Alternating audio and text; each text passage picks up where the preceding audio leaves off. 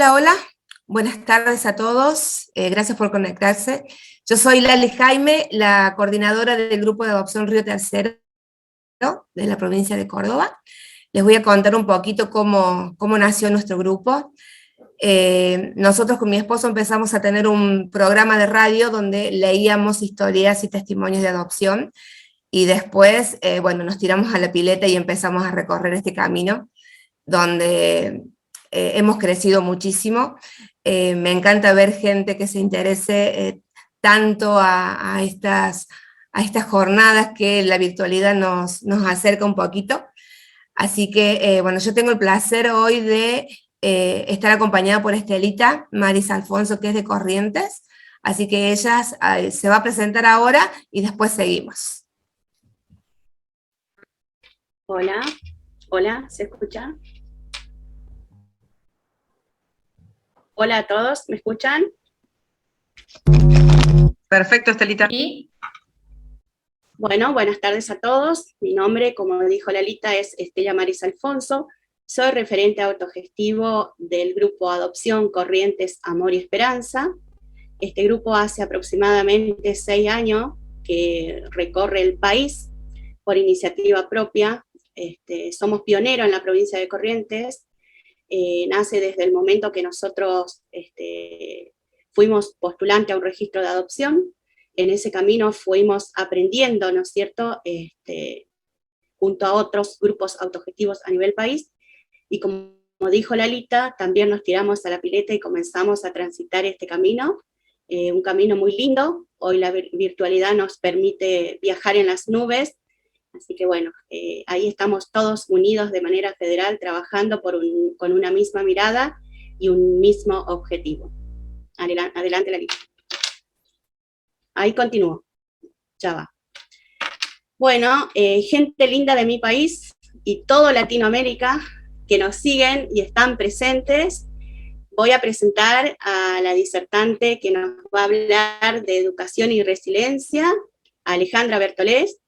Es licenciada y profesora en psicología, magíster en salud materno-infantil, doctorada en educación por la Universidad Católica de Córdoba, profesora titular de la Cátedra B de Psicología del Desarrollo Infantil en la Facultad UNE y conferencista expositora. Lali. Bien, bueno, ahora me va a tocar hablar de ella a mí. Según Boris Cyrulnik, la resiliencia es iniciar un nuevo desarrollo después de un trauma. Si hay alguien que cumple con los pilares de la resiliencia, es ella. Tiene capacidad de conocer, comprender y adaptarse a cada situación. Es independiente, con la habilidad de interactuar como nadie. Tiene muchísimo sentido del humor. Hoy tengo el gran honor y placer de presentar a Alejandra. Ella es una apasionada de la vida, es gran madre, gran hija, mejor amiga, excelente profesional, es quien nunca dice no a una invitación para deleitarnos con su sapiencia. Nos andamia y acompaña en nuestros procesos. Ha sabido transmitir a sus alumnos la misma pasión por la temática de la adopción. Es por eso que espero que esta tarde puedan aprender y disfrutar de ella. Alejandra, bienvenida. Bueno, no me dijeron que me iban a hacer llorar antes de empezar, o sea, ya es demasiado, me parece. Bueno, vamos a dar la clase práctica, yo creo que de resiliencia.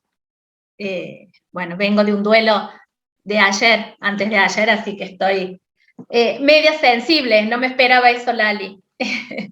Bueno, gracias, y la verdad que es un placer enorme volver a estar con ustedes y volver a hablar algunos temas. Cuando hice el recorrido de lo que me habían pedido, de hablar de educación y resiliencia, lo hemos tocado en otras instancias, con otros grupos, con otras familias, y fue volver a repasar una construcción que veníamos haciendo como equipo, ¿no?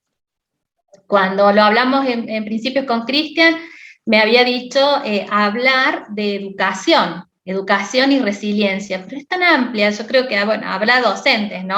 Seremos un montón de docentes hoy en este encuentro, y hablar de educación es un montón, ¿no? Y a veces a mí no me gusta hablar del concepto en sí, sino en cómo nos desarma y cómo nos desarmamos junto al concepto. Y en vez de proponer educación, propuse educar, ¿no? ¿Para qué? Para poder ponerlo en verbo, porque el verbo se hace, ¿sí? Se construye, provoca encuentro, nos hace pensar en otros. Educación quedaba en el aire. Educar nos invitaba a pensar en el aprender, nos invitaba a pensar en encuentros. Y en ese encuentro se produce la resiliencia, ¿sí? Cuando hablábamos de resiliencia o de pensar en resiliencia, yo me pensaba a mí misma, qué fortaleza hay que tener para ser resiliente, ¿no? Y cuánto interno hay que tener para decirse resiliente y tener conductas resilientes. En relación a esto, nosotros sabemos que transitar la espera de constituir una familia por adopción necesita mucho de esa resiliencia, necesita mucho de un mundo interno, necesita mucho de creatividad, ¿sí? Y desde allí empecé a pensar esto que les traigo para compartir. Vamos a...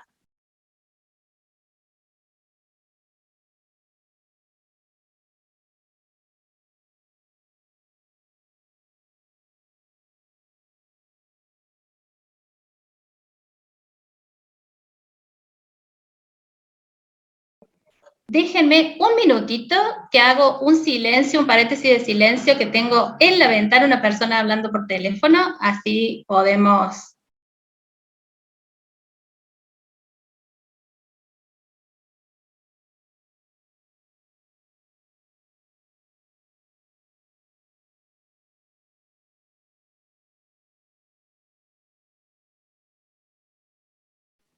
Bueno, ahora sí, ahí compartimos.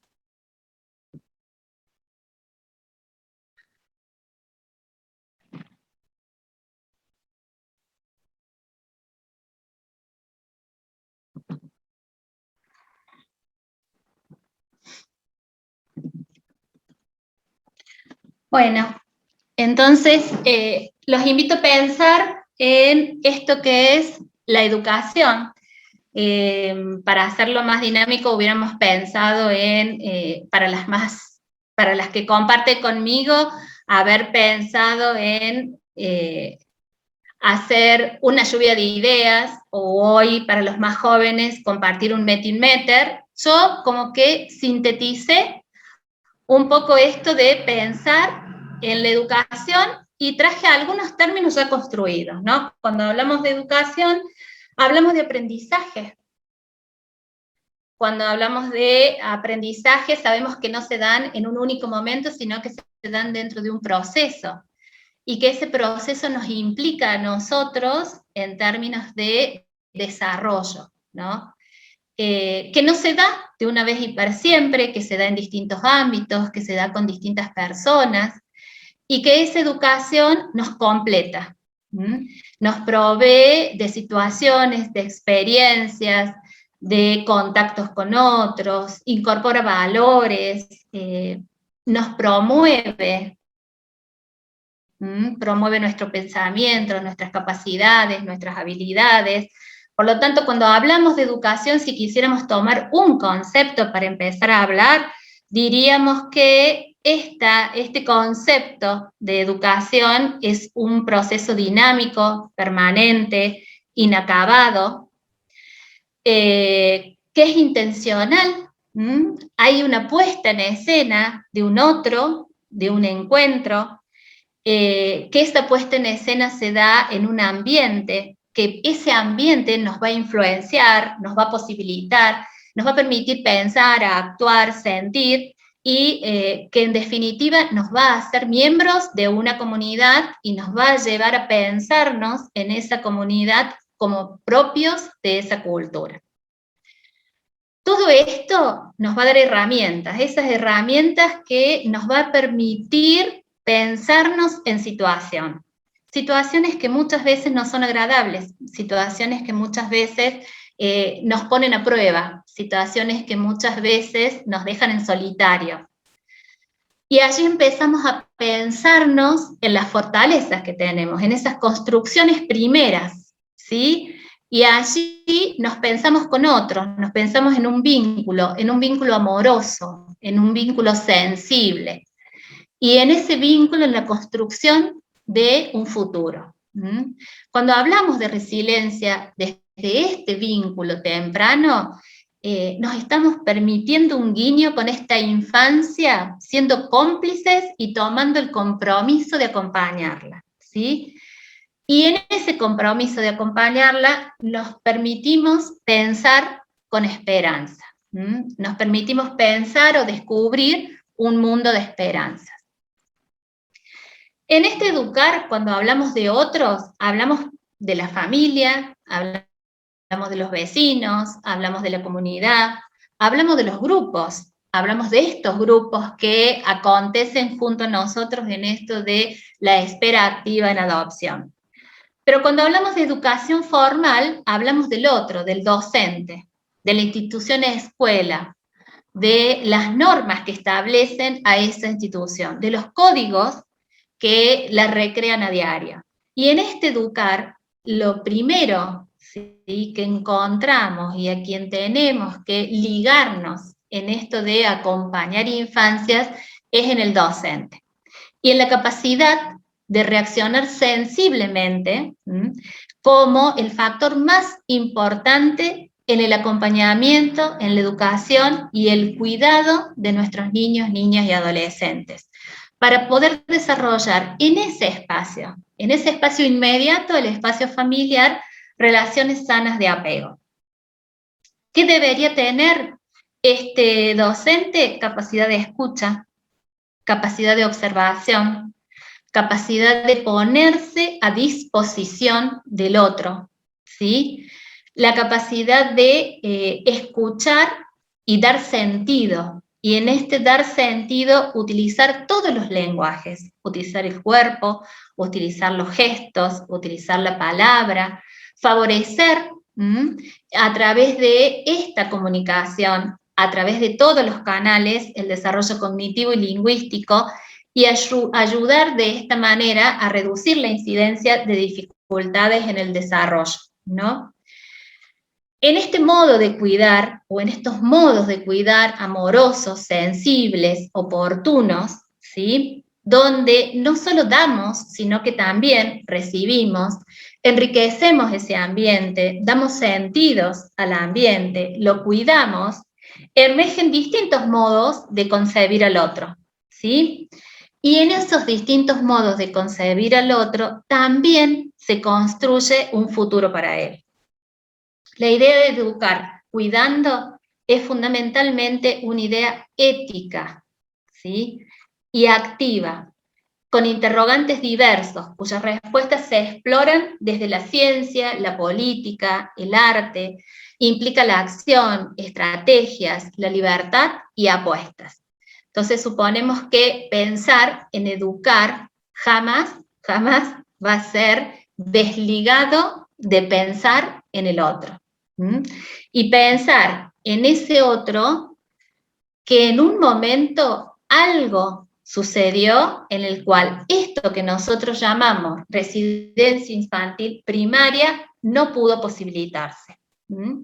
Cuando hablamos de la resiliencia infantil primaria, hablamos de esta capacidad de sobreponernos a los desafíos y adversidades a la vida, porque tuvimos a alguien importante, significativo, este progenitor, esta mamá, este papá, este adulto cuidador, que pudieron satisfacer nuestras necesidades, que nos educaron y protegieron, respetándonos como sujetos legítimos, particularmente en estos primeros 1000 días, ¿sí?, de vida, o estos primeros 3 años de vida, Cuando toda la organización del cerebro, el desarrollo del cerebro, la maduración y esta construcción de la mente infantil se va conformando gracias a estos cuidados, gracias a estos buenos tratos. Entonces, la manifestación más importante de esto, para poder pensar en la resiliencia infantil primaria, es pensar en el desarrollo de un apego sano y seguro. Ese apego sano y seguro va a ser el resultado de cuidados, de estimulación, de protección y de los afectos que las figuras de apego primario, en especial la madre o el cuidador, proporcionan a los niños y niñas.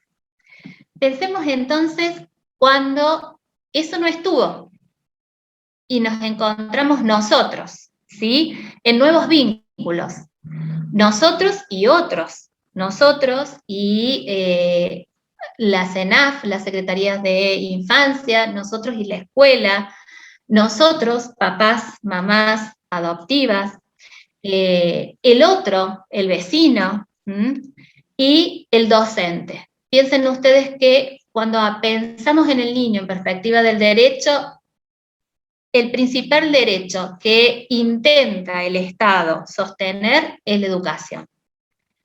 Y para nosotros, y lo hemos hablado en distintos encuentros, no vale salvar o saldar un derecho en desmedro de otros o sin coordinar o relacionar a otros. No podemos pensar en educar desde la formalidad si no tenemos un niño íntegro, si no tenemos un niño sostenido, si no tenemos un niño alojado, ¿sí?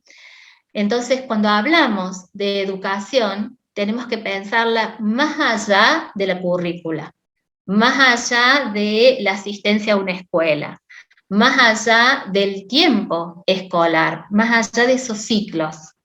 Cuando hablamos de educar, vamos a hablar de la existencia de un vínculo, de una relación que se pone al servicio y en pos de las necesidades y derechos de un otro. Y acá también nos hemos encontrado muchas veces discutidos. ¿Qué es lo primero? ¿Que vaya a la escuela? ¿Que vaya a terapia? ¿Que vaya a los encuentros con tribunales? ¿O que acompañemos a la familia a posibilitar este encuentro con tribunales, este encuentro con salud, este encuentro con educación? Entonces allí nos vamos a dar cuenta que lo más importante en este proceso de acompañar y educar va a ser el vínculo. Un vínculo que en algunos casos será por amor, en otros por compromisos morales o jurídicos, en otros por tiempos de cuidado o necesidad de ese cuidado. Entonces, cuando hablamos del vínculo, en esos vínculos vamos a pensar en construir un ambiente resiliente, un ambiente que proporcione a este niño, a esta niña o a este adolescente la suficiente seguridad para moverse sin riesgo, ¿sí? Y que se constituya en factor protector de él, de ella y de los suyos. ¿Cómo vamos a construir un ambiente resiliente? Y brindando oportunidades desde la participación significativa. Una participación que va a llevar a que pueda decidir, que pueda elegir, que pueda transitar, que pueda decir lo que le gusta, lo que no le gusta, que acepte un límite y que negocie ese límite, porque nos vamos a encontrar muchas veces negociando con el niño, con la niña, con el adolescente, para que pueda poner en juego todo aquello que desea transmitir y todas las expectativas que ha puesto en escena en el momento que se dio este primer encuentro. Vamos a construir un ambiente cargado de afecto y de apoyo. Vamos a enriquecer sus vínculos desde las características prosociales, de aquello que es valorado, de aquello que puedo, de aquello que no puedo, y vamos a enseñar habilidades para la vida, ¿sí? Toda esta construcción va a posibilitar disminuir factores de riesgo. Y no es fácil, y no es en soledad, es con otro, ¿sí? Hoy ustedes han puesto en escena desde el inicio de estas jornadas, pero lo vienen construyendo hace un montón, que cuando uno habla de construir ambientes resilientes, cuando uno habla de disminuir factores de riesgo, lo que está por atrás son miles de acciones, son miles de decisiones, hay un montón de recursos, y todos tendientes ¿a qué? A proteger, a promover, a prever, a educar, a evitar daños, y que todas estas acciones sean sostenidas desde el afecto, pero también institucionalmente. Piensen ustedes que yo miraba hoy la presentación mientras esperábamos a quienes se sumaban al encuentro, cómo ustedes pudieron dar cuenta de todos los objetivos que nos planteamos en términos de resiliencia y en todas las acciones llevadas a cabo y con quiénes. Y allí está esto de poder sentirse sostenido con otros institucional y afectivamente. Cuando hablamos de resiliencia y hablamos de nuestros niños, niñas y adolescentes, vamos a ver que hay algo en común en todos ellos. Yo por allí digo, bueno, es como cargar de romanticismo este encuentro con un niño que viene en situación de vulnerabilidad o que viene en situación de desventaja en términos de otros niños y niñas que yo conozco. Yo siempre digo que lo primero es niño, después vemos, ¿sí? En la situación de adopción nos pasa lo mismo, primero vemos al niño o niña, y lo vemos como un niño normal, ¿sí? En otra crisis de transición. Piensen ustedes que se producen a lo largo de la infancia un montón de crisis, la crisis de personalidad, la crisis de los hermanitos, el duelo por la muerte de los abuelos, el cambio de la institución escolar. Bueno, la situación de adopción es una nueva crisis de transición. Vamos a pasar de una familia que no ha sido del todo, ¿sí?, funcional. Muchas de ellas han sido disfuncionales o muchas de ellas han sido multiproblemáticas, a una familia, ¿sí?, funcional. Entonces allí nos encontramos frente a un niño común, normal, en el que se produce una crisis de transición y donde hay síntomas, pero esos síntomas responden no a una patología anterior, sino a unas circunstancias de la vida. Esto es lo común a todos nuestros niños en proceso de adopción. Una experiencia de vulnerabilidad ha desencadenado una crisis. Y nosotros frente a ello apelaremos a lo singular. Conoceremos a María, a Juan, a Lucas, a Pablo, conoceré a este hijo y conoceré a este grupo de hermanitos, ¿sí? Y los protegeré hablándoles de la situación, guiándolos, sosteniéndolos, mientras crezca un nuevo caparazón que les dé la fortaleza, ¿sí?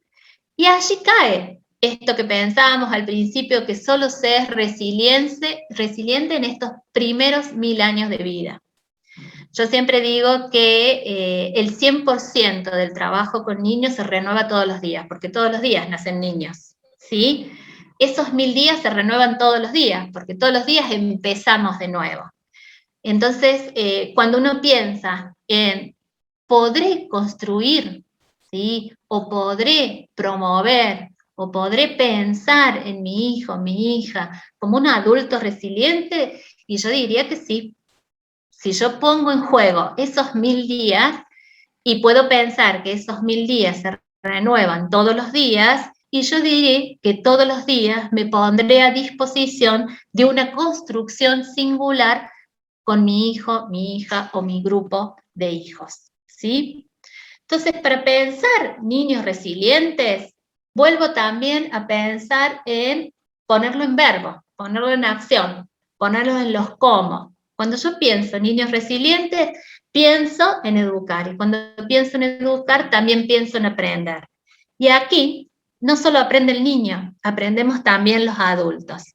Y aquí, quienes nos tienen que enseñar a través de la experiencia directa, son propiamente ellos. Son ellos quienes nos van a decir sobre el desarrollo infantil.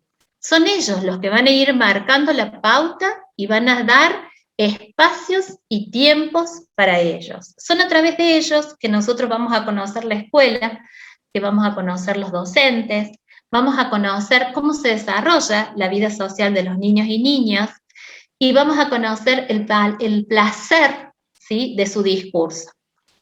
Vamos a poder narrar cuentos, pero también vamos a poder narrar historias, y vamos también a construir una nueva historia. Vamos a conocer de sus miedos, de sus debilidades, de sus culpas, de su altruismo, y en relación a eso también pondrán a prueba nuestras propias situaciones de aprendizaje, nuestros propios miedos, nuestras propias aprehensiones, nuestras culpas, que muchas veces son sociales más que personales, ¿no? Cuando uno se plantea por qué no llegué antes a su vida. Entonces, para poder pensar en niños resilientes, y tengo que estar en encuentro real con este niño, y tengo que tener la posibilidad de escucharlo. Y para pensar en desarrollo, también tengo que pensar en tiempos, procesos. Y cuando pienso en tiempos, no es el tiempo cronológico, no es que llegó a mi vida cuando tiene 7 años, ¿sí? Nosotros vamos a pensar en un tiempo cualitativo. Cuando hablo de tiempos cronológicos, y me los marca el cumpleaños. Cuando hablo de tiempos cualitativos, me los marcan las experiencias. Y sobre ese tiempo es sobre el que yo voy a poder, ¿sí?, trabajar, sobre el que yo voy a poder construir nuevas historias. ¿Por qué? Porque el tiempo cualitativo es el tiempo de las oportunidades. Y entre este tiempo cronológico de este niño que cumple un montón de años fuera de este entorno familiar y que sabemos que viene con heridas y que sabemos que viene con cosas no resueltas, este tiempo de oportunidad, este tiempo cualitativo, también se encuentra con un tiempo circular, que es el volver a empezar, ¿sí? Es volver a tener un invierno, es volver a tener una primavera, es volver a tener un verano, es volver a empezar un ciclo escolar con mejores condiciones, y entonces cuando yo puedo pensar que este desarrollo se va a dar en un proceso, y que ese proceso tiene tiempos, y que los tiempos no siempre son los cronológicos, yo ya estoy usando una herramienta esencial para pensar en acompañar niños y niñas resilientes. Este niño o esta niña, este hijo o esta hija va a enriquecer nuestra capacidad para comprender el desafío, ¿sí?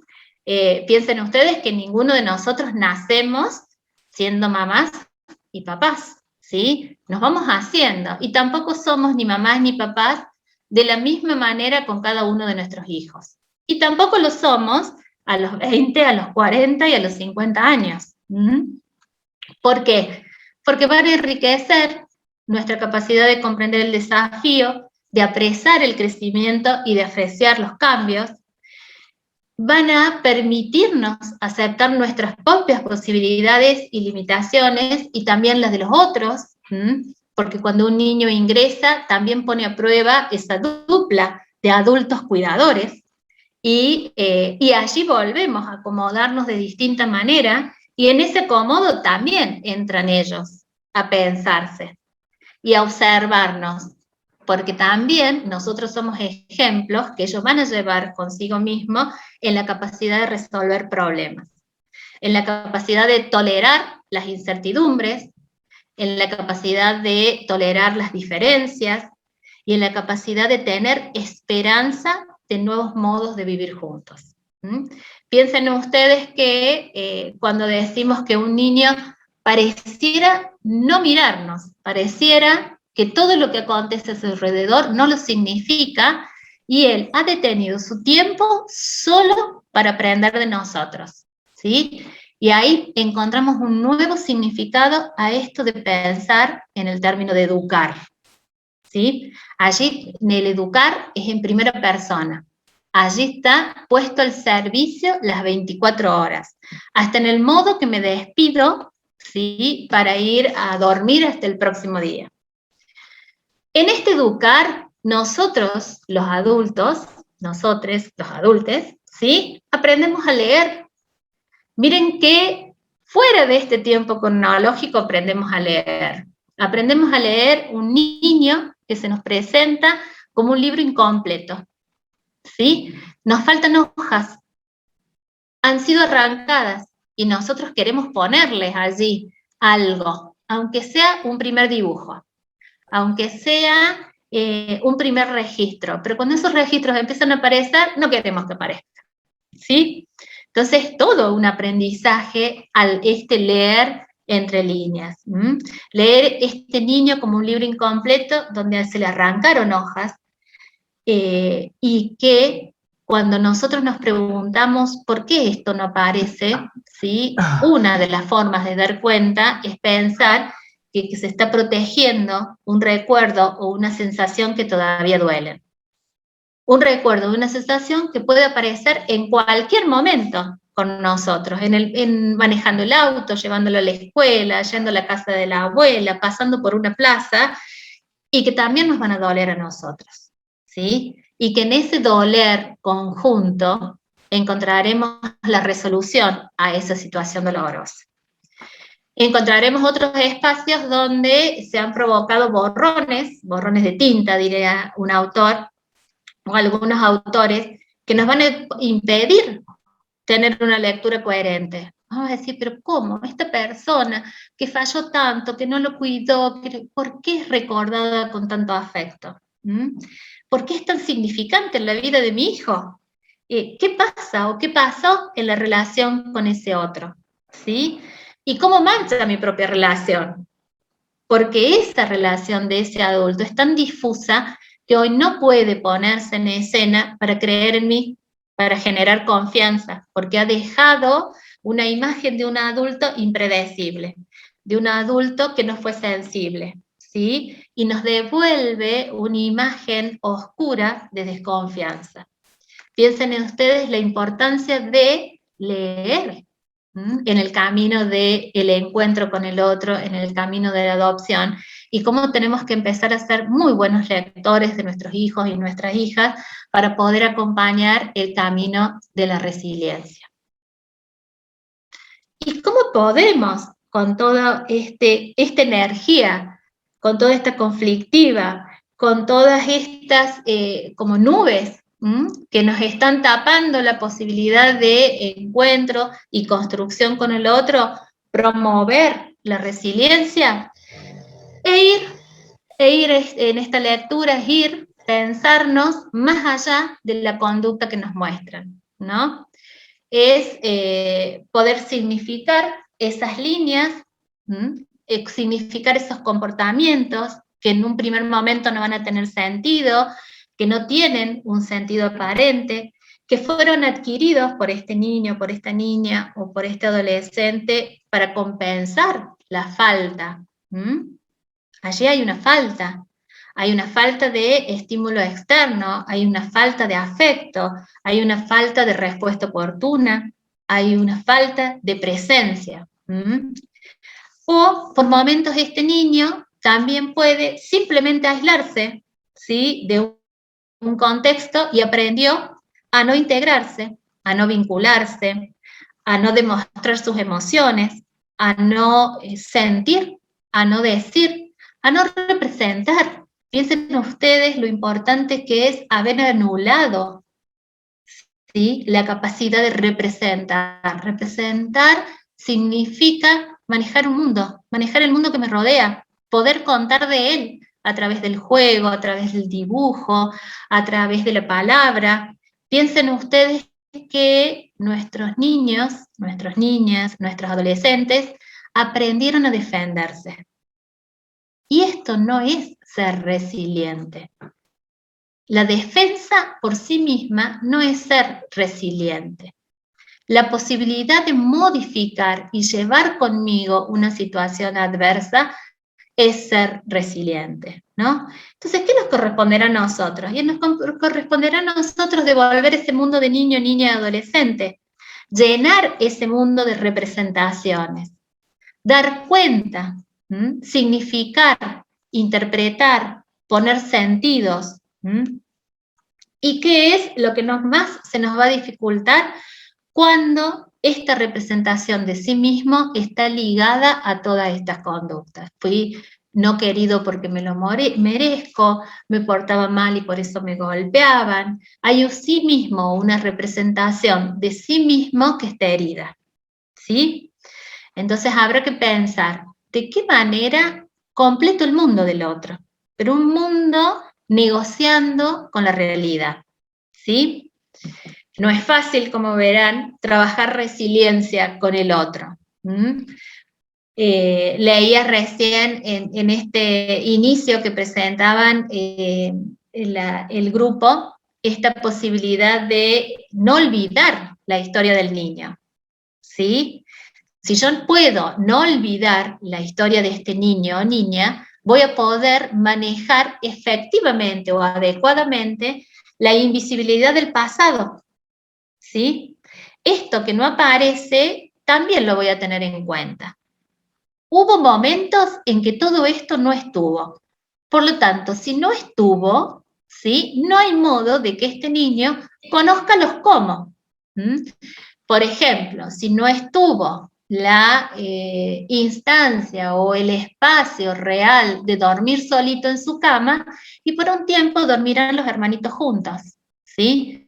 Y si no estuvo el hábito, porque no había agua caliente, porque no había ese cuidado preciso de bañarme todos los días, y sí, no aparecerá en esa necesidad que tenemos nosotros de bañarnos antes de ir a la cama, ¿sí? Porque hay una historia que nos precede a nosotros. Y tenemos que ser invitados a esa historia. Y la historia se construye, por lo tanto, también podemos cambiar páginas de esa historia. Ahora, solo puedo cambiar el pasado si soy consciente de los efectos que produce, ¿sí? Entonces, capaz que tengamos mucho miedo, porque hay una historia que desconocemos, y hay una historia que a medida que conocemos a nuestros hijos e hijas, no quisiéramos que hayan vivido, ¿sí?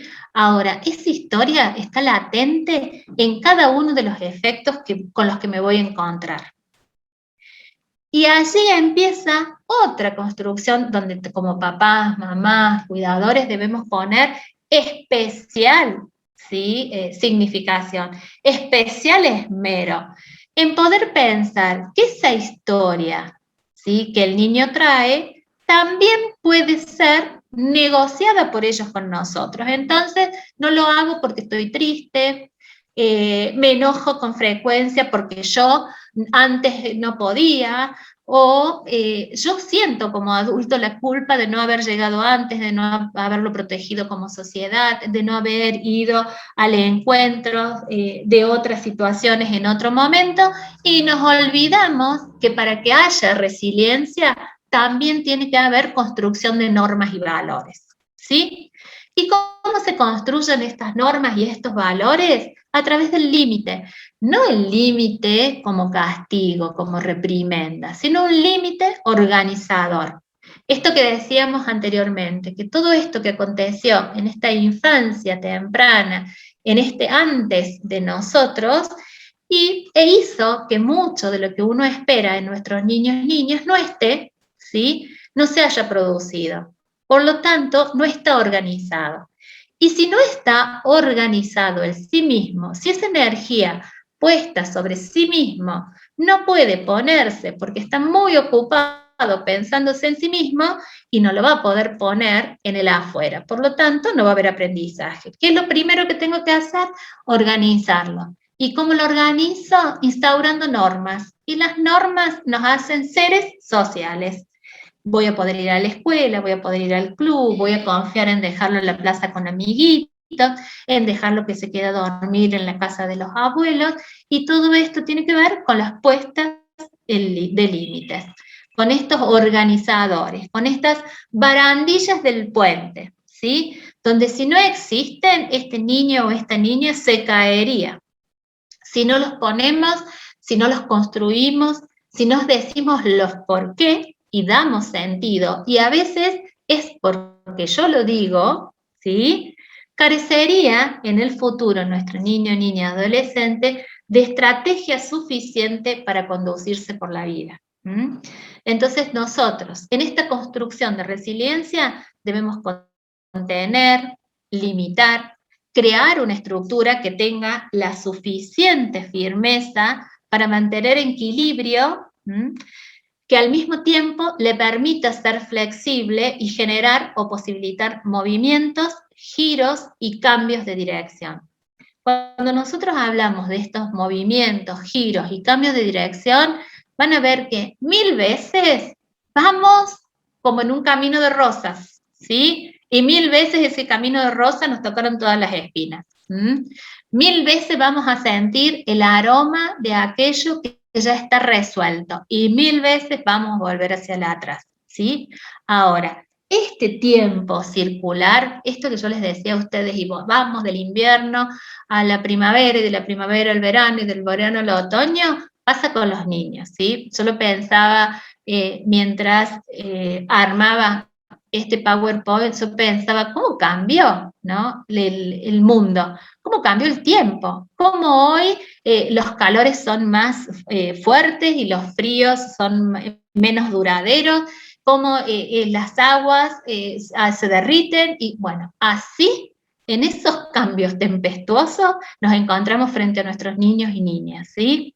Lo que no significa que no vayamos en buen camino, lo que no significa que no tengamos oportunidades, significa que necesitamos 1000 días para organizarnos.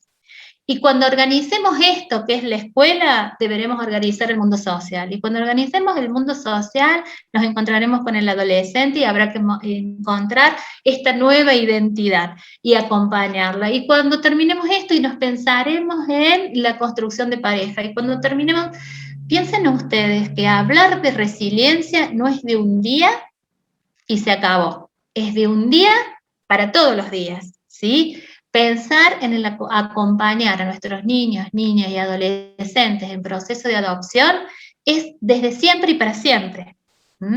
Y en ese desde siempre y para siempre es la construcción de la resiliencia.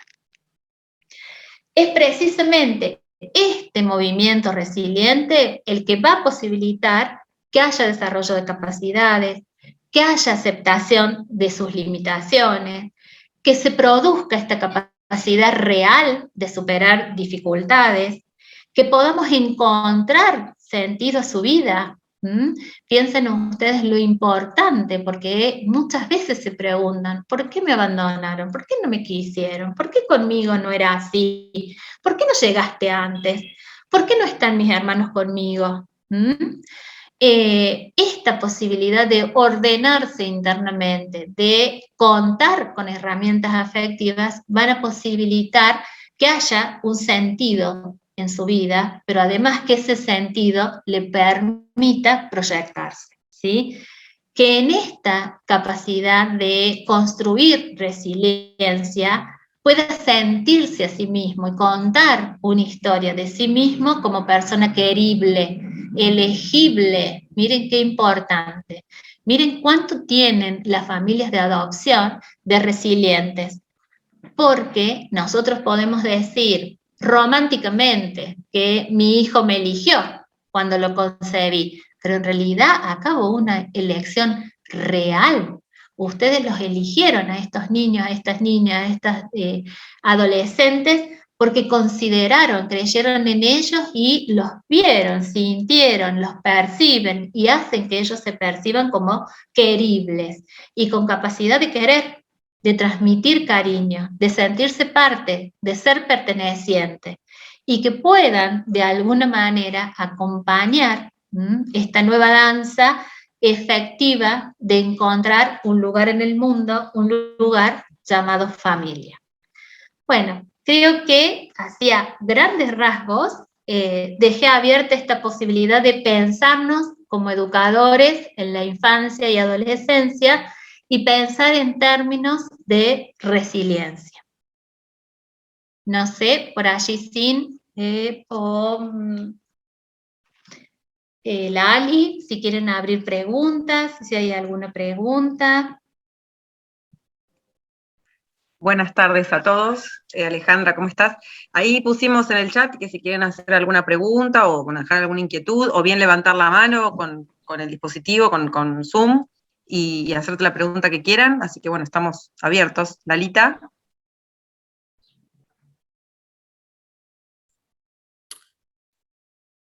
Yo más que nada quiero agradecer a Ale por la charla. Me hizo reflexionar un montón de cosas que me han estado pasando durante esta semana con Naui. Así que bueno, muchísimas gracias por eso. Cuánto abarca la palabra resiliencia. Y yo quería preguntarte, Ale, para romper un poquito el hielo. Bueno, ustedes saben, para los que me conocen saben que yo tengo un hijo con una discapacidad intelectual. Él está no pudiendo poner en palabras quizás esto que decías vos, Ale, de las inquietudes, el creer que no tiene capacidades, y qué importante que es que tenga de un otro que lo escuche, que lo apoye, que lo encamine, ¿no? Que lo eduque. Qué lindo fue oírte, qué lindo fue saber que no estamos tan mal encaminados nosotros también, y que junto a Nahuel estamos siendo resilientes, Oscar y yo. Así que bueno, Ale, muchísimas gracias. Y pueden levantar la mano, a Ale le encanta que le hagan preguntas, así que todo lo que quieran preguntar es bienvenido, chicos y chicas.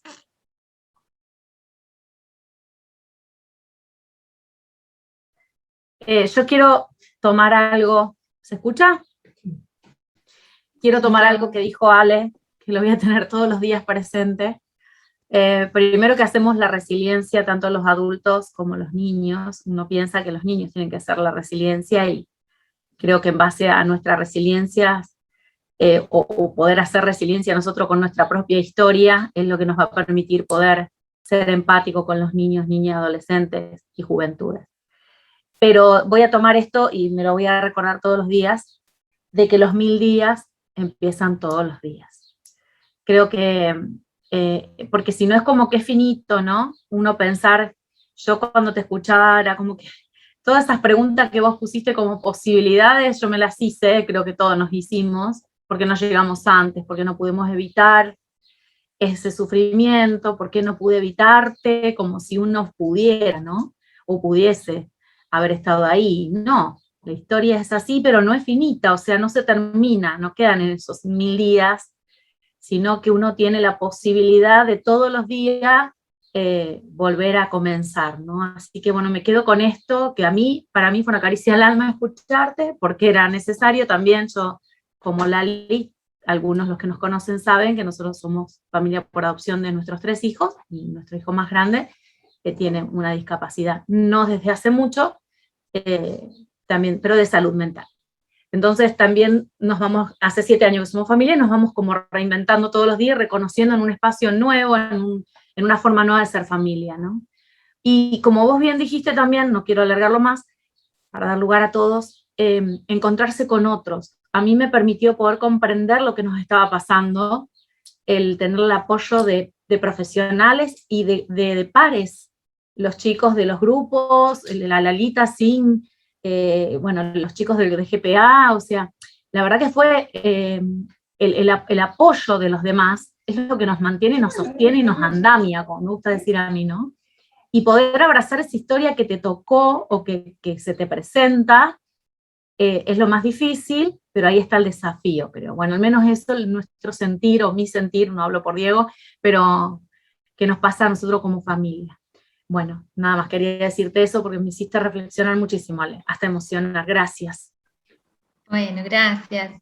Bueno, yo ahí quiero dejar así como que nos quedemos con algunas cositas que por lo general, bueno, yo ya tengo la edad suficiente de supervisar a otros clínicos, entonces llegan muchas situaciones, y también gracias a estos encuentros muchos de los profesionales jóvenes se han abocado a acompañar familias en adopción, entonces trabajamos mucho la supervisión y es inherente a pensarnos en la situación de crianza, el negociar con la realidad. Cotidianamente negociamos con la realidad, cotidianamente resolvemos situaciones que nos frustran, cotidianamente, ¿no? Apelamos a, hoy no puede ser, mañana sí. Entonces, ¿por qué? Yo siempre me hice esa pregunta, ¿por qué lo ponemos en términos de el niño con discapacidad, el niño en situación de adopción, si esto es común a todos? Por eso allí puse otros términos, lo común y lo singular. Lo común es pensar en un niño, niña y adolescente. Lo singular es la historia que lo atraviesa. Ahora, primero es niño o niña o niñe. Eso es lo primero, ¿no? Y en el desarrollo, uno que piensa, un mundo escolar, un mundo familiar, desarrollos esperables, ¿sí? Y allí hay otro concepto importante de poder pensarnos en acompañar la crianza, en que los tiempos son relativos.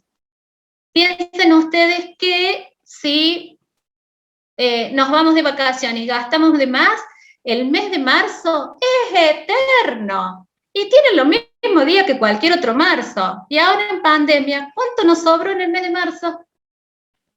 No compramos cosas para la escuela, no pagamos el transporte. Ese mes de marzo, que era eterno porque no tenía plata, fue tan gozoso. Fui al súper 2 veces. Piensen ustedes que los tiempos son relativos. Los tiempos cronológicos nos marcan etapas, y las etapas no son iguales para todos. Por lo tanto, yo no puedo decir, hoy mi niño va a escribir, hoy mi niño va a estar feliz y nos olvidamos lo que pasó. Y no, porque primero es niño y sus tiempos son cualitativos. Sus tiempos son de oportunidades y las oportunidades se construyen con otro. Ahora ese otro no puede dar lo que no tiene. Ni puede decir, no te frustres ante esto. Y se rompió el auto y se nos acabó la salida. Ya no podemos ir a la casa de los abuelos, ya no podemos ir a la plaza, ya... Bueno, y entonces, ¿cómo que era? Que yo no me tengo que frustrar por aquello que acontece, pero en lo pequeño que acontece, en lo cotidiano, está.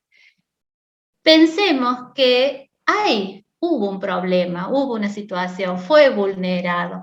Venimos con una situación en déficit. Ahora, ¿es para siempre? ¿Es de ahora y para siempre? ¿O no creemos que en el ser humano los cambios se producen? Por eso ya no hablamos de etapas evolutivas, hablamos de desarrollo, hablamos de procesos, ¿sí? Eso es lo importante de recordar en el encuentro con el otro. Hoy no pudimos, ¿y mañana? Y mañana pudimos, y pasado, y capaz que no, me cansé.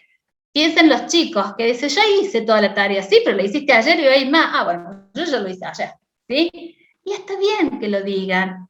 Y está bien que uno les ponga el límite, porque el otro nos espera.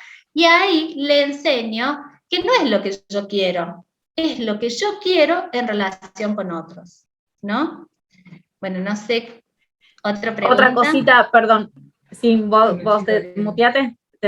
No, quería avisar que Flor Ávila quiere hacer una pregunta, así que seguí vos y después bien. Flor, desmuteate y... Dale. Algo que dijo Alejandra, que me parece también importante, que a todos nos pasó, creo, al menos a nosotros sí, y doy fe porque recuerdo las palabras y tomando algunas palabras de Karina Dubniak, que hoy la recordamos, la creadora del grupo de GPA Rosario, cuando empezamos a vincularnos, yo sentía como que había una competencia entre el tiempo vivido con su familia biológica y el tiempo de vinculación y nuestro, como que era muy difícil de generar esos vínculos, por más que hayan sido vínculos que a lo mejor no estaban fortalecidos desde el apego, desde la infancia respetada y todo, la vulneración y todo lo demás, no había como que uno se sentía en desventaja. Y después, bueno, retomando la frase del principito y esto que vos dijiste, es esto de encontrarnos con un otro, de empezar a conocerlo, a generar este vínculo, y esto de los 1000 días que vos dijiste, a los 1000 días se le puede dar forma. y me retoma la frase del Principito que dice, lo importante que es mi Rosa por el tiempo que compartí con ella, no recuerdo la frase, pero se me viene a la cabeza lo importante de la Rosa por el tiempo que compartimos. O sea que, sin lugar a duda, para ellos vamos a empezar a ser significativo en su vida por estas experiencias que compartamos. O sea que hay que dar tiempo, y como dijiste, el tiempo, hoy justamente abordamos la variable del tiempo a la mañana con Marcelo Molina, y es tan importante, y hoy tomarla también para esto, ¿no? Darnos tiempo para generar estos vínculos, estos nuevos vínculos están en esto. Perdón, sí, me callo. No, Flor, te pido si te podés habilitar el micrófono, que querías preguntar algo, te escuchamos.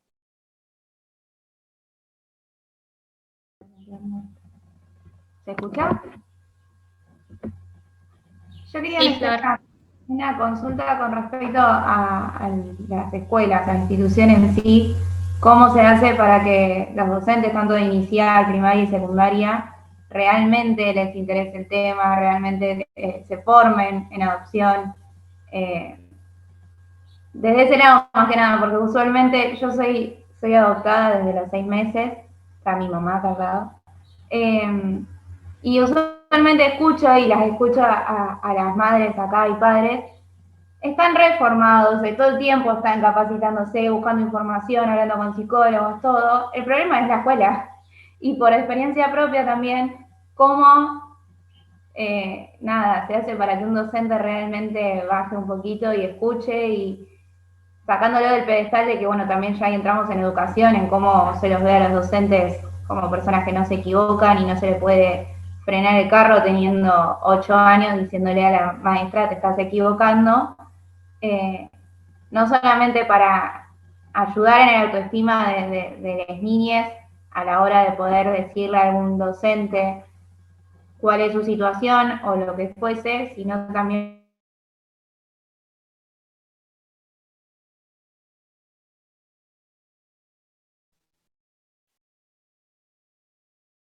Se cortó. Me parece que se cortó, Florencia, ¿no? No sé si igual querés empezar a responder un poquito lo que dijo. Sí, me da pena que no me escuche, pero bueno. Bueno, sabrán que yo soy psicóloga, pero con alma docente. A mí la docencia me encanta. Yo siempre digo que en mi próxima vida voy a ser maestra jardinera, lo tengo decidido. Si me acuerdo, no sé. Pero, y además, sí, Clau, te chusmeo.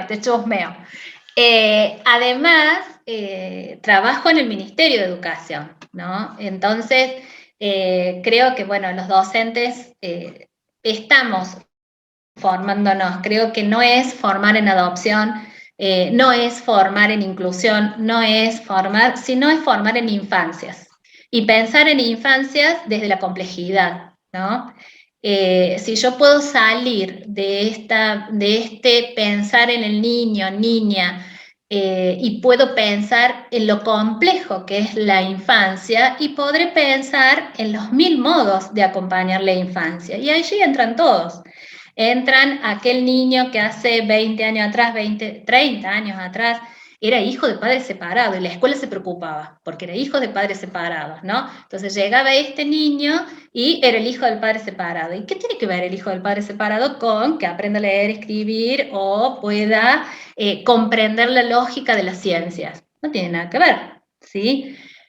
Bueno, cuando llega hoy que vemos las infancias trans, y bueno, pero estamos pensando en infancias trans. No, estamos pensando en infancias, ¿sí? Y la posibilidad de que ese mundo de infancia sea, como en un momento lo dije, de mayor calidad y de mayor construcción y de mayor posibilidad de representación. Entonces, este niño de alguna manera, esta niña o este niño va a poder decir lo que siente si tiene un espacio que aloje ese sentir, pero que no condicione.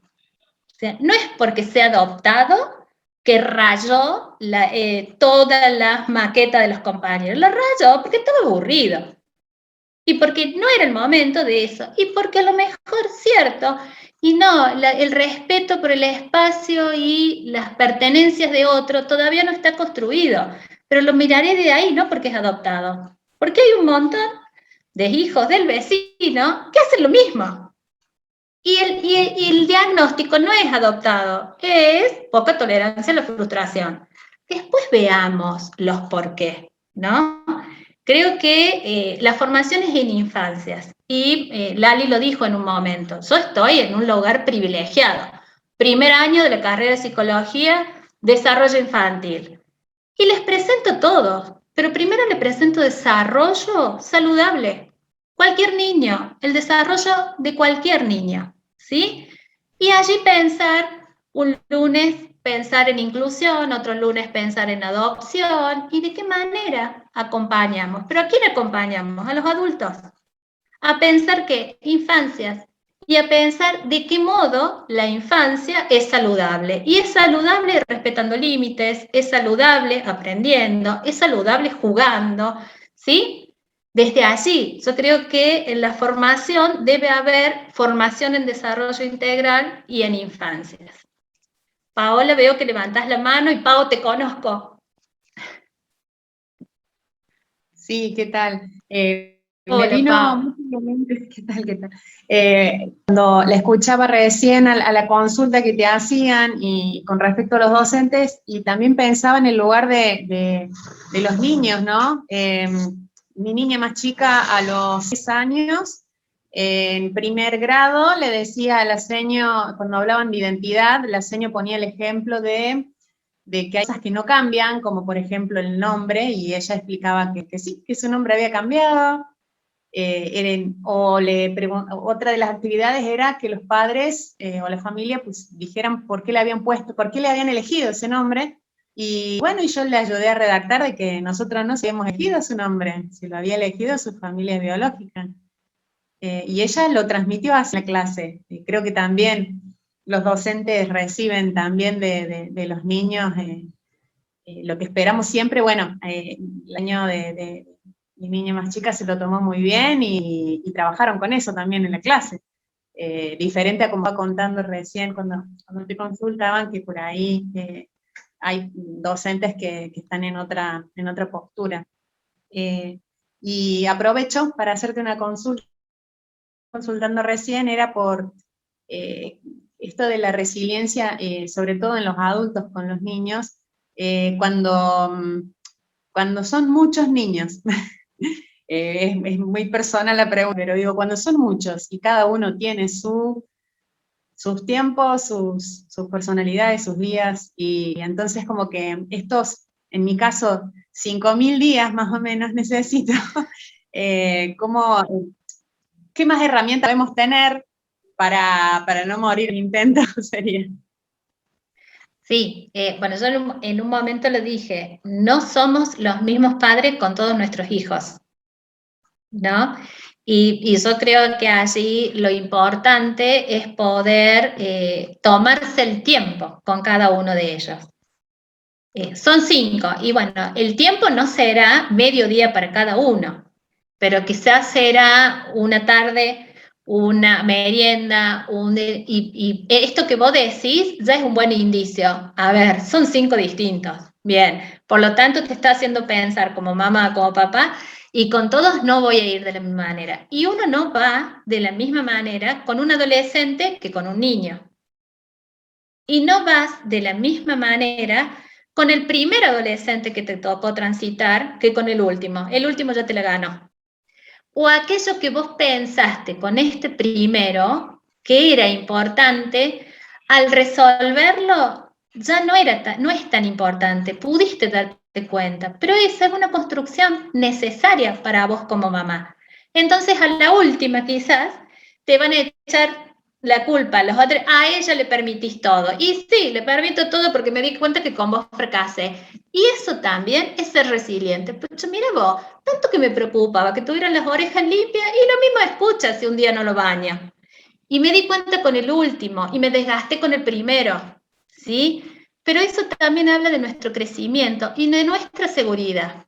No vamos a errar cuando yo pueda decir los por qué. A ver, no te lo permito porque no confío en ese espacio en particular, porque no va a haber un adulto que se haga cargo, porque no. Después me puedo equivocar y son la mejor familia, pero después, en el momento yo pude darte los por qué, y esos por qué tenían fundamento, y no dudé en sostenerlo. Eso es lo más importante, Pau. Poder dar, mira, yo en este momento, frente a esta circunstancia, pienso así. Y si te lo dice 2 horas antes de ese acontecimiento, volver a decir lo mismo. Después tendrás la posibilidad de reverlo. Ahora, lo importante es poner un límite, decirlos por qué y sostenerlo en el tiempo. Con los más chicos, a lo mejor no haces la tarea, no ves televisión por una semana. Mentira, si el tele está en la cocina, vamos a ver todos los días tele. O sea, no seamos ridículos. El chico sabe. Decir, sí, no lo hago. Sí, total. A ver, entonces en eso, poder nosotros regularnos como adultos. Ahora, es cierto que los 5 te van a exigir cosas distintas, pero además los 5 te van a despertar cosas distintas. Las cosas no resueltas, las cosas no vividas, ¿sí? Aquellas que te molestan significativamente, aquellas que vos no has duelado. O sea, a ver, esto de tu propia hija, ella lo tomó natural, es más, cuando yo hablo del educar, hablo del aprender, porque los adultos no sabemos todo, los chicos nos traen. Bueno, la gente que conoce mi cátedra, está en mi cátedra, yo siempre digo, le dejo a las jóvenes hablar de género, porque yo me crié con Freud. Entonces hoy, cambiar la cabeza y hablar de género, y puede ser que haya chicos que lo tienen más clara, que tienen, y lo vamos construyendo juntos. El saber no es acabado, ¿no? Entonces, por allí, esto de la identidad, a tu niña es decirle, no, señor, vos sabés que yo tal cosa. Y a vos te duele, porque a lo mejor en ese duelo de aquel hijo querías ponerle María Luz. Y hoy tenés a, no sé, no me acuerdo los nombres, porque son 5 los tuyos. ¿Sí? En eso yo creo que, y tampoco es distinto a lo que nos pasa a la madre. O sea, el mío se llama Jack, y yo hasta que nació le decía Candela. Y bueno, hoy lo abrazo a este hijo, no es Candela, es Jaco, ¿sí? Y me falta la hija, y la encontré en un ahijado, la encontraré en mi nuera. Esos cierres hacen también a los modos en que uno se encuentra con el otro. Y en esto, Pau, creo que por la pregunta de Florencia, cuando yo hablo de infancia, hablo de perspectiva de derecho, ¿no? No podemos hoy hablar de infancia si no hablamos de perspectivas de derechos. Esto que yo les decía, yo no puedo hablar de educación si no contemplo todos los otros derechos asociados a la educación, ¿no? Entonces, por eso a veces la escuela, que es un espacio riquísimo para el desarrollo y es el espacio natural en un tiempo para nuestros niños, niñas y adolescentes, no es solo el único espacio. Hay otros espacios con los que se debe complementar. Espero haberte contestado, Pau.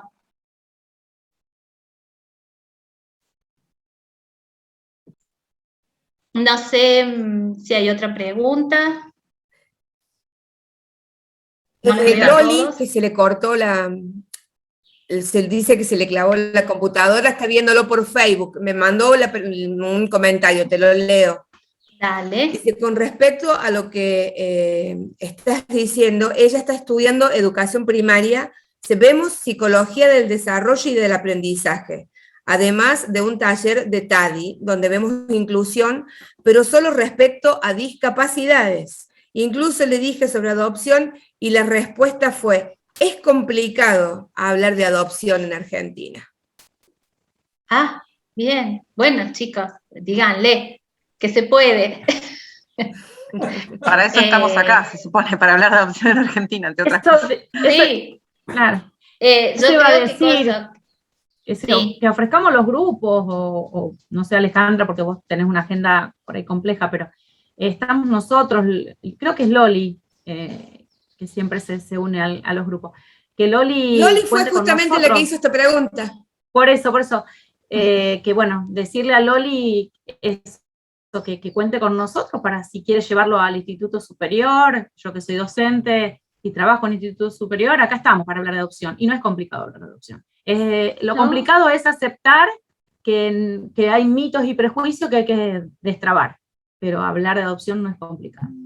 Perdón, pero además Alejandra. de enlazarlo a las temáticas propias de la infancia, o sea, nosotros en la cátedra tenemos 3 veces, 3 encuentros con padres en espera activa de adopción, uno vinculado a derechos, ¿sí? Donde se cuenta la situación de estos grupos, por qué se constituyeron, y allí hablamos de infancia y derechos. Otra íntimamente ligada al apego, en esta posibilidad de romper con esta creencia de que si no es en los primeros 2 años de vida, el apego no aparece, y sí, el apego es para toda la vida. Entonces allí vinculamos y allí hablamos de apego y hablamos de vinculación. O sea, con el niño ya presente. En las primeras unidades, hablando de infancia, hablamos de la espera y de este derecho y de pensar infancias y la complejidad de la infancia. En el segundo encuentro lo hablamos en términos de apego, y en el tercer encuentro precisamente hablamos del mundo social, la escuela. ¿Cómo es esto de acompañar a nuestros hijos, hijas, hijes a la escuela cuando estamos en proceso de vinculación o en proceso de adopción? Y naturalmente lo construimos como un contenido más.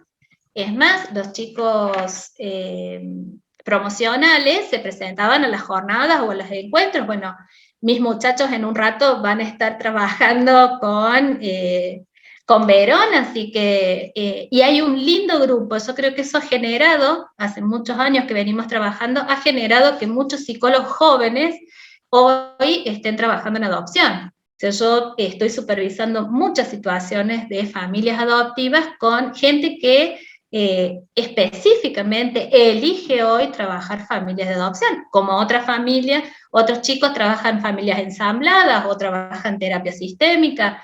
Bueno, hoy yo creo que la adopción, a partir de la incorporación de estos grupos a la cátedra, ha hecho que la formación gire hacia otro lado. Y siempre hablamos de desarrollo normal o esperable, o sea, es desarrollo integral. No estamos hablando de patologías, Nunca que hablamos de adopción hablamos ligada a la patología. En realidad, Alejandra, Alejandra, sí. En nivel superior, para trabajar con futuros docentes, deberían, o en distintas carreras, debería abordarse, al menos desde los docentes, desde los derechos de los niños. Me parece que entraría bárbaro en lo que es la currícula, y también desde la ESI, porque la diversidad de familia está perfecto, la adopción está considerada dentro de lo que es la diversidad de familia, cómo se forma una familia, o los distintos tipos de familia. Entonces, desde esos lugares me parece que educación tiene que ayornarse en el nivel superior, todo lo que netamente sea, desde el para DUA. acomodar los contenidos de acuerdo a esto.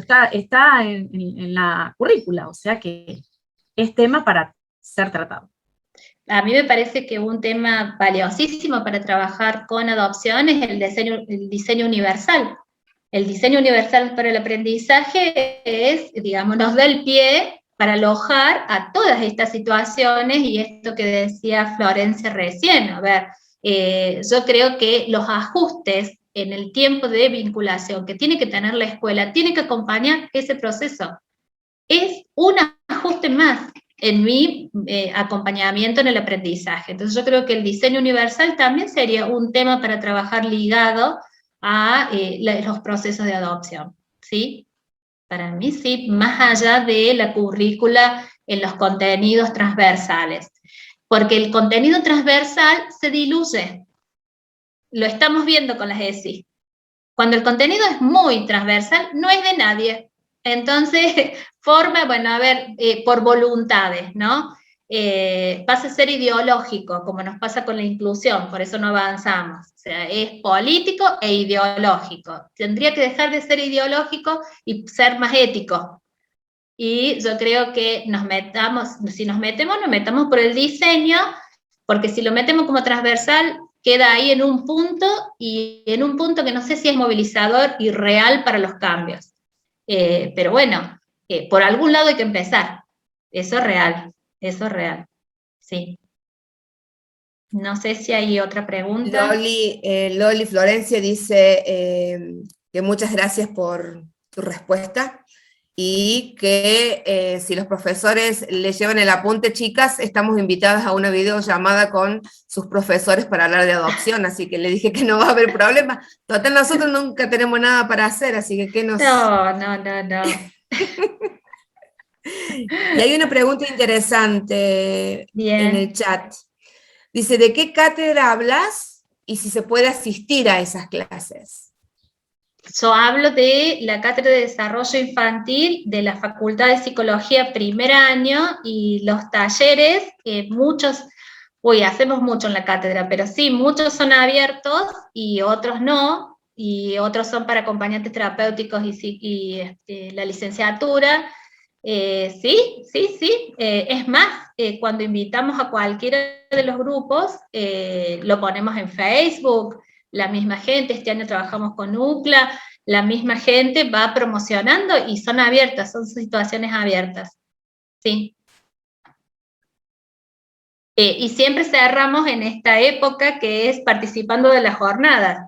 Así que, bueno, este sería uno de los cierres, donde va a haber representantes de la cátedra, ahora vienen 2 de los chicos acompañando, y después en octubre tenemos otras jornadas y hacemos el cierre del trabajo con adopción desde la cátedra. Pero sí están invitados.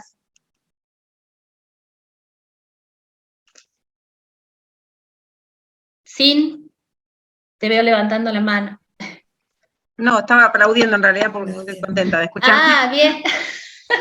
No, vamos a ir cerrando, así le damos un espacio Bien. a la gente también para que se prepare el mate y demás, para escuchar a los chicos a las 5 con Verón, vamos a estar todos de nuevo ahí conectados. Quería hacer 2 comentarios y agradecerte, porque siempre uno queda como rosqueando y pensando. Cuando decías lo del nombre de los hijos, yo tengo 2 hijos por vínculo adoptivo y una hija por vínculo biológico, y yo tampoco le elegí el nombre a mi hija, por más que quería que se llame Aurora. Mi hija se llama Sofía porque eligió el nombre de sus hermanos. Entonces yo tenía en mi cabeza que se iba a llamar Aurora, se iba a llamar Alma, y siempre pensé que tenía una hija, y los hermanos, nada, llegaron y cambiaron, o sea que también en adopción me parece que esto de sacarle el velo de que todo es tan dramático, no es todo tan dramático, hay que desdramatizar, hay que escuchar y ver que las mismas situaciones nos pueden pasar, le puede haber pasado a mi mamá conmigo, con mi hermana, a cualquiera de ustedes, y tal vez alguna familia por vínculo adoptivo o no. Así que solamente eso, y después si Loli está escuchando, decirle mi opinión, que siempre la digo, yo soy abogada, y para mí, cada uno se debe especializar en la profesión que tiene de acuerdo a las capacidades y a la pasión. A mí, por mi parte, me apasiona esta temática, por ende, generalmente hago mucho derecho de familia, me informo y me capacito. Tal vez habría que ofrecer en cada una de las provincias en las que estemos, y tal vez es un proyecto más para trabajar con las chicas y con los chicos, en esto que es lo primero que hacemos juntos, pero podemos seguir en alguna propuesta para los ministerios de educación, y bueno, y poder avanzar en esto de que se hable y se desmitifique y se informe como corresponde, y sobre todo que se puedan acompañar las infancias. Por mi parte solo eso, Lali te despide, y bueno, nos vemos en un ratito. Yo ahí les dejo 2 cositas, creo que con Cristian y Luis y Juan, que lo van a conocer dentro de un ratito. Nosotros estábamos pensando de abrir un servicio en la Facultad de Psicología para familias en adopción, o sea, para acompañar familias en adopción. Juan lo traía como trabajo de su tesis final y pensarlo como un servicio. Y yo les cuento que yo tengo mucha gente querida en adopción en mi familia, o sea, una de mis ahijadas es adoptada, y yo este año, con la pandemia, el 17 de febrero fui a su casa y le pregunté a su mamá, tiene 40 años mi ahijada, ¿qué vamos a hacer para el cumpleaños? ¿Se hizo la torta? ¿Hoy trabaja? ¿No trabaja? Era una preocupación, porque con la pandemia, para mí los cumpleaños son muy importantes, y la madre me miraba como diciendo, ¿y la Pau no va a festejar su cumpleaños? Y entonces en un momento, una persona de 80 y pico de años, su mamá, me dice, pero Negri, hoy no es su cumpleaños, ¿eh? Y ahí caí, que no era su cumpleaños, eso era febrero, ella cumple en septiembre, ayer cumplió, y fue una cosa tan... Entonces cuando le hablo ese día, le digo, ay negra, todo el día pensando que te tenía que hacer la torta, pues siempre me pide algo. esto, lo otro, qué sé yo, qué sé cuánto, y me dice, y yo todo el día pensando que nadie me saludó y es el día que yo llegué a mi familia. Ella con 6 meses llegó un 17 de febrero, y yo el 17 de febrero de este año la fui a saludar, y ella me dijo, nunca nadie me saludó, y es el día que yo llegué a la familia. Lo tomó como su cumpleaños.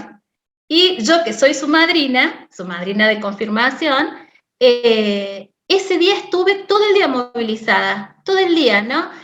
Festejar ese día. Este día yo fui familia. Así que creo que las dos nos emocionamos mucho en esto de, y ella se llama como le pusieron, ¿no? Ella llegó con ese nombre y la alojamos con ese nombre. Es la construcción, es como uno va, ¿sí?, siendo con el otro. Nadie deviene persona sin un otro. Y eso lo tenemos que tener presente. Bueno, un gustazo haberlos visto, ver caras conocidas, ver caras nuevas. Espero que, bueno, que haya sido un lindo encuentro. Daniela, no sé, esa manito es de, ok, no es pregunta, es de aplauso. Bueno, voy a tener que ver los códigos de... Son aplausos silenciosos. Bueno, muchísimas gracias a todos. No sé, Lali, ¿qué estaba llevando? Claudia. No, solo darte las gracias por haber estado hoy con nosotros a pesar de... siempre es un placer escucharte, nos abrís tanto la mente, nos acompañás siempre, por eso me fue poco todo la introducción que yo hice para con vos sabés todo lo que representas en mi vida.